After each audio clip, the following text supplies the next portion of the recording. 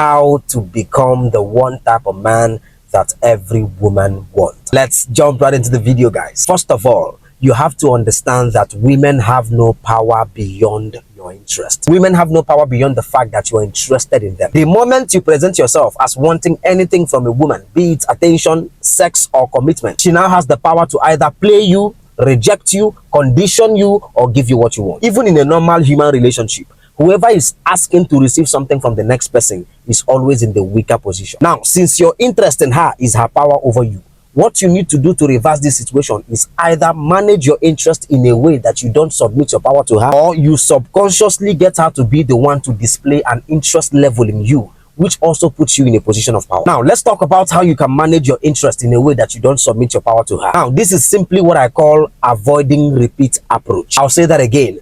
Avoiding repeat approach. This is the art of asking a woman out not more than once. Once you ask her out and she has any reason to turn you down, reject you, or keep you on hold by probably telling you that she's going to think about it and get back to you, don't you ever ask her out again. Let her think about it and get back to you. If she gets back to you, that's fine. If she doesn't, that is the response that you need. I repeat, let her think about it and get back to you.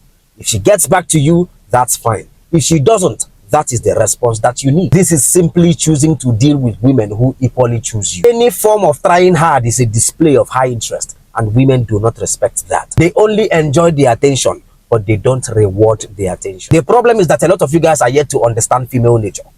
When it comes to these emotions called love, women cannot control it. That a woman is able to control her emotions towards you and not show you any signs in any way that she likes you is simply because she has low interest level in you. If a woman has a high interest level in you, you don't need to ask her out more than once. She will even be the one showing you signals that she likes you to get you to approach her. The problem is that a lot of you guys have not really dealt with women who have a high interest level in you and see how they treat you and see how they relate with you. For those of you who have to chase your woman for 2, 3, 4, 5 years, I'm sorry, sir, she settled for you. You were not her best option. Listen, every woman has in her head the ideal type of man that she really desires to be with, and once she sees him, she knows. The reason why it had to take her such a longer period of time to actually accept you is simply because you were not in the picture of the type of man that she really desires to deal with in the first place, bro. She only settled for you because she was unable to secure the commitment of those ideal type of man that she really desires to be with. You are not her best option. You are just her most convenient option. And listen, the fact that she settled for you does not in any way guarantee her loyalty. Even if you marry her, the moment something that looks like the ideal type of man that she really desires to be with shows up and shows interest, she will either cheat on you or leave you. So never ask a woman out more than once. That way you keep your power with you, bro. Now let's talk about how you can subconsciously get her to be the one to display a certain level of interest in you. Now this is simply what I call the attraction magic. It is simply making yourself a magnet of female desire. This is the sweetest form of attraction that you can ever employ as far as dealing with women is concerned, and it literally puts you in the minds of multiple women. Now it has a lot to do with you understanding SMV, sexual market value for men. Sexual market value for men is a conglomerate of everything that women are drawn to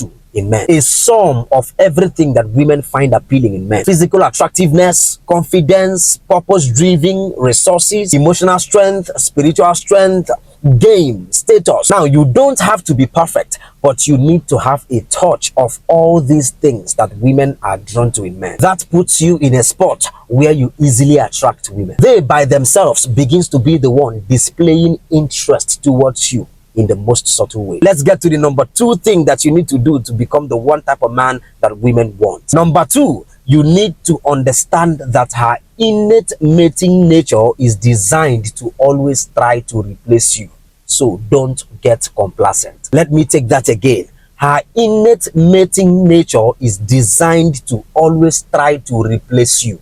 So do not get complacent. Now I know this sounds harsh. I know this is against your belief in true love, but it is the reality. This is something that she necessarily cannot help. It is something that she necessarily cannot control.